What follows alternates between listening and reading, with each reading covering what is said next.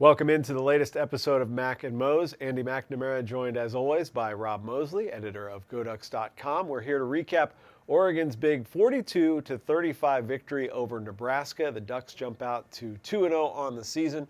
And this may have been the perfect non-conference game for Oregon. It's against a team from a Power 5 conference, a team that they lost to last year.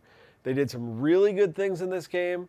They did some really not so good things in this game, and they still come out on top with a victory. Yeah, you're always going to learn things from your first couple of games, particularly about just who you are, what the identity of your team is. To be able to do that and make some mistakes, which you're going to do, and come out with 2 wins as the Ducks have the last couple of weeks. Pretty impressive, pretty good. Yeah, Nebraska had a good quarterback, not a great quarterback, good quarterback, solid running back. The front 7 defensively was definitely a step up over Southern Utah. So it was tough on Royce Freeman. Yards were much harder to come by. Oregon's offensive line I thought was solid in the first half. Maybe not quite as good up front in the second half, which was kind of the tale for everybody. 11 on 11 both sides after halftime. But still, to come away with a win, to get that Amadi interception, to clinch it at the end. Really a good learning opportunity. You feel good about yourself, you gain some confidence, but not too good about yourself too because of the way things went in the second half. So, I'd expect them to go into this week of practice now confident, but also knowing they really got to keep improving. Well, the other thing too, and we talked about this in the Quack Minute throughout the week, it was just such a disjointed week of practice for the team. And that's not to lay an excuse out there, but typically they practice on Sunday nights. They were really unable to do that last Sunday because of the smoky conditions. Monday is their off day, was just an awful day in Eugene weather-wise. Tuesday, more smoke. They go out to the coast. So it didn't have the normal flow from a preparation standpoint, but the way that they came out in the game, you never would have known that. 42 points in the first half against Nebraska. Justin Herbert, I don't know what quarterback you would compare him to, whatever the greatest quarterback that ever lived. I mean, the guy was amazing in the first half. The running game was going. It seemed like they could really do no wrong. And they scored 42 in the first half against Southern Utah. They scored 42 in the first half against Nebraska. Yeah, if you'd flip-flop the 2 halves, it kind of would have made sense, kind of with what we were expecting. Just questioning, worried how the week of preparation had gone and how that would affect them, and that maybe it had taken a half to find their footing. But no, there was none of that. Just really, really ready to go. And maybe you had a team really locked in and mentally with an edge, looking to prove that the hectic schedule hadn't messed with them. Because, Herbert 300 yards, 3 touchdowns, I think, in the first half. Freeman's rushing for touchdowns, Kenai Benoit. It looked like just a continuation from the week before. And the tempo is really what impressed me. The tempo obviously fell off last year, along with a lot of other things. And one question I got a lot this offseason, and I'm sure you as well, was is Willie Taggart offensively going to employ a lot of tempo? And watching practice, yes, sometimes they'd rev it up a little bit, but it wasn't as consistent as we've seen in years past. So it was really hard to say what games were going to be like. But, man, midway through that first half against Nebraska, it was just line up in the same formation. It was just like Chip Kelly's offense. Line up in the same formation, run different plays out of it, maybe run the same play a couple times out of it, but just tempo, tempo, tempo. And there's really nothing Nebraska could do. It was offensively, it was as good as the Ducks have looked in a long time, at least since the Mariota era. First touchdown of the game went to Brendan Schooler, and before the Schooler touchdown, Herbert tried to hook up with Dylan Mitchell, and Mitchell just didn't run through on his route, and I'm sure he wishes he had that back. But to your point on tempo, so Mitchell misses the catch opportunity for the touchdown, runs off the play, Schooler slots in, takes his place, and boom, they're going again, and there's Schooler for the touchdown. So it was, you can almost give Dylan Mitchell an assist in a way, because he spent his energy, you get fresh legs in there in Schooler, and he's able to make a play on the ball. Offensively, the 21 points to open the first quarter, 21 more. You mentioned Royce Freeman got off to a really good start in this game. Kenai Benoit, 8 carries on the season. He has 4 touchdowns now. He ranks, I believe, in the top 10 in the nation in rushing touchdowns, despite only having those 8 carries. So we saw the Ducks able to really employ that running attack in the first half. The offensive line did their job. Herbert was not sacked in this game, which I think is that's definitely a feather in the cap for those guys. The pass protection was really good. They may not have been opening up the holes for Royce Freeman in the second half, and he may have been a little bit gassed down the stretch. Ended up with 29 carries and just didn't quite look like himself on those last couple of drives. Oregon with 77 total plays in this game, but after halftime, for as efficient and just sort of fine-tuned as the offense was in the first half, it was just disjointed for whatever reason in the second half. Yeah, just hard to get momentum. Just weren't quite able to get it going. I've seen a lot of complaints about play calling. I would have to go back and watch the second half much more closely and have just my basic background in football strategy to really get into that too deeply, but it lacked a little bit of rhythm, and I think you saw in the second possession of the third quarter come out in that diamond option formation that Dana Holgerson, I think when he was at Oklahoma State, really first got a lot of success with 3 running backs in the backfield, gash them a couple times with big run plays, and then just to keep him honest, try to throw, and really one of the rare poor decisions we've seen from Justin Herbert so far this season.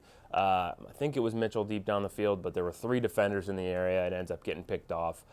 So that keeps you from keeping your rhythm going. The next drive ends with an absolute dime that Herbert threw down near the goal line that Ryan Bay just couldn't quite haul in. He did have to kind of turn back and catch it, but it was right there for him. Yeah, you got to make that play. So again, a decision there by Herbert, a drop there by Bay that if those plays are made, suddenly the complexity of the second half takes a completely different tone. Instead, just unable to get on the scoreboard, and the defense suddenly has to become the playmaking unit and protect that lead and help the Ducks get out of here with a win. And also on the turnover front, Herbert rarely throws an interception or turns the ball over. Royce Freeman never fumbles the ball, and he coughs it up and gives Nebraska an extra possession as well. So points off turnovers ended up being the difference in this game. 14 for Oregon to 7 for the Cornhuskers, and obviously the margin of victory was 7. So those interceptions, 4 by the Ducks. That's the most they've had as a team since the 2013 season, and 2 by Thomas Graham, the true freshman, first Duck to have 2 interceptions in a game since Tyree Robinson a couple of years ago. And coincidentally, his pass breakup, he was there on defense on the opening play to help set up Tyree Robinson, who makes his return to the field after missing the opener with an interception. We talked about this a little bit last week, but yeah, is this defense going to lead the nation in 3 and outs? No, that's never been the case, even with the best Oregon defenses. What you want to do is, you're going to give up some yards, as Willie Taggart said. In this era of college football, you're going to give up yards, but you got to make timely plays when it counts. And I think you look at third down defense. Ducks are top 10 in the nation right now in third down defense. Nebraska, I think, went 2 of 14. Ducks are top 10 in sacks right now, 8 sacks so far through 2 games. So again, coming up big, Jonah Moy with the pressure to get to the Nebraska quarterback and hit his arm and help set up that last interception by Amadi. Moy and Hollins off the edge is a really good pass rushing tandem so far through 2 weeks. And then forced turnovers. Again, 6 turnovers, 3 per game. That's the second best rate in the country so far. If they stick with that average, they're going to match last season's total of 9 interceptions next week against Wyoming. So you don't expect that rate to continue, but still, make plays in timely fashion. The best Oregon teams have scored a lot of points and then made plays when it counts. And we saw a ton of that, no better evidenced by Amadi's interception at the end. Amadi now with an interception in back-to-back games to start the season, both big plays by him. Graham with the 2 interceptions, but we need to mention part of the reason I think for that was the play of Arion Springs in the game. They were throwing at Thomas Graham's side even after his first pick, and even after his second pick, he almost came up with a third. And part of that was the play of Springs, who was much maligned last year. He had some big moments, and then he had moments where it felt like that he was letting a bad play affect the next play. But he Which came was up. Team-wide. Yeah, it was certainly not just him. But when you're out on an island as a corner, it oftentimes it's a lot more amplified. And the DBs, there was one broken play. I don't know whose assignment was missed, but one of Nebraska's touchdowns was a wide open where Amadi was covering the receiver up, moved inside, and nobody picked him up, and he's wide open. So they had their issues, but I think collectively, Graham on the one side, Springs on the other, and then Amadi is the nickel. The 3 of those guys really, I think, probably could almost share the game ball last night. Yeah, Arion, slow start against Southern Utah, no doubt about it, but I thought he was really strong in the second half against Southern Utah. And then I think at this point he's top 10 in the country in pass breakups too. If his hands are a little better, he'd probably have about 10 career interceptions at this point. As it is, he has the 1, which was very memorable in 3 overtimes at Arizona State to win that game. So as he joked, Thomas Graham already has more career career interceptions, but he's been a big-time player. I do think, Tyree Robinson comes back. Secondary looks really solid in that first half. Doesn't play in the second half with, I guess, a heel injury. Hope that doesn't linger. But I think you see miscommunications like Amadi coming on the corner blitz and nobody coming over to get that assignment. And I just wonder how much communication was affected by not having Tyree. I think Nick Pickett held up really, really well, starting and playing nearly every snap. I guess he came out for a couple reps during one series, but almost went the whole way. A heck of a performance by a freshman who, if you went top to bottom looking at this recruiting class coming in, he would have been pretty low on the list, I think, of guys predicted to be impact guys, but just has been rock solid so far in the 50 or so snaps he played in the opener and then nearly start to finish in the second game. So really encouraging sign by him. Hopefully Khalil Oliver, Juwan Williams, some of the veteran guys, and Tyree as well come back too. But you're right, the secondary really looks solid. And again, those outside linebackers as well, causing havoc up front. Troy Dye has just been nails. I think he's averaging over 10 tackles already. He's got a sack in both games. So, some encouraging signs defensively for sure, going against into what's going to be a pretty good test against a great Wyoming quarterback. Both sides of the ball really played a role in the victory. I think there's no doubt about that. A couple areas that I think will be addressed this week and Oregon just has to improve in. Penalties is one, and then special teams is the other. We saw another fumble. It wasn't a turnover, but a fumble on a punt return by Charles Nelson. Tony Brooks-James the week before had a fumble on a kickoff. So the ball security is an issue. A rare missed field goal by Aiden Schneider. The punting game was not super sharp yesterday. So there are some areas that once this team gets into conference play, those areas they're not going to be able to get away with maybe some of the things that happened yesterday. Yeah, because those decide what, maybe win or lose against a UCLA, against a Utah, some games that I think we're all looking forward to as kind of difference makers on the schedule right now.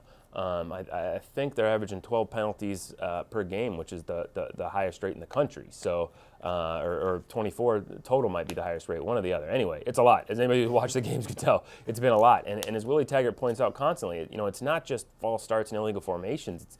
It's 15-yard pass interference penalties. It's personal fouls. And you just can't have that. Coach. Too many men on the field, and those are penalties that there's no way you can sugarcoat that. Right, I mean, it's too many men. Right. It's not allowed. One, he can point the finger at himself. He did get a personal foul on himself for defending his quarterback Justin Herbert.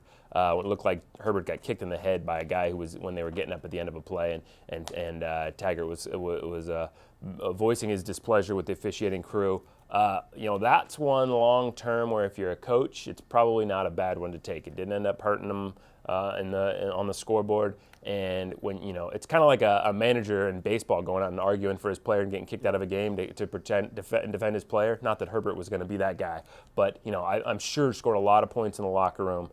Sticking up for his guys and having their backs in that situation. Wyoming is up next. That'll wrap up the non-conference part of the season for the Oregon Ducks. It'll be the first road game of the season, the first of back-to-back road games. So getting those 2 wins at Autzen are big, get some momentum going out on the road. Wyoming comes into this one 1-1. We'll talk about them a little bit during the Quack Minute series throughout the week after practice, but Rob alluded to it. They have a big-time quarterback, and they're a smaller conference opponent, but we've both been to Laramie for other events, and it is at elevation, it's altitude. I have to think that their fans are definitely going to be curious about a Pac-12 school coming to visit. No doubt about it. You can count on it being real rowdy. The sun's going to be going down, and people have had a few hours to prepare for the game, so it should be the crowd should be well oiled. So I'm looking forward to a pretty cool atmosphere. We've been out there to see some basketball, but never football, so it should be a pretty cool trip. But again, kind of circle back. This is an Oregon team that I would expect this week to be feeling confident about being 2-0, but also having seen some red flags come up in that second half, so not overconfident and knowing they've got a lot of work. So you'd like to think this is going to be a focused, confident bunch that knows it has a lot to work on. We'll see, of course, over the next few days in practice. All right, check us out with the Quack Minute later this week. In the meantime, on Twitter, you can get to me at McNamara UO. He is at Duck Football. Until next time, we'll see you.